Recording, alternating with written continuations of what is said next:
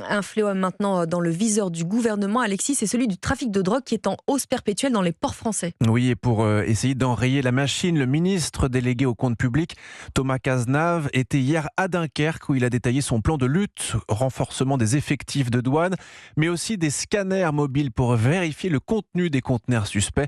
Le reportage sur place de Lionel Gougelot.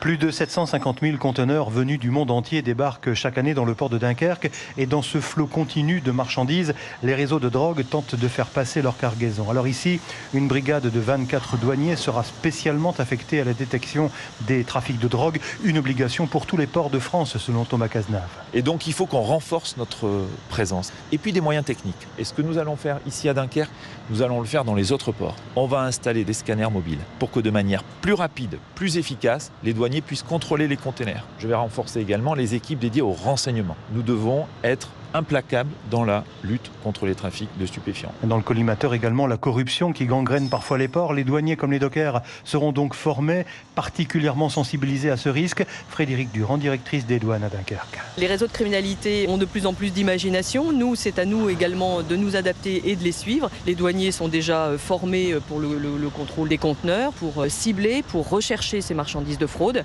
Et demain, ils le seront encore davantage avec ce plan et ces renforts. Un plan rendu d'autant plus nécessaire que face au contrôle déjà renforcé dans les grands ports belges, allemands ou néerlandais, les mafias de la drogue risquent bien de se rabattre sur les ports français. Dunkerque, Lionel Gougelot, Europe 1.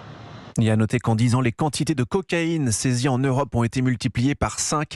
L'essentiel de ces trafics transite via les principaux ports européens aux Pays-Bas, en Belgique, en Allemagne et en Italie.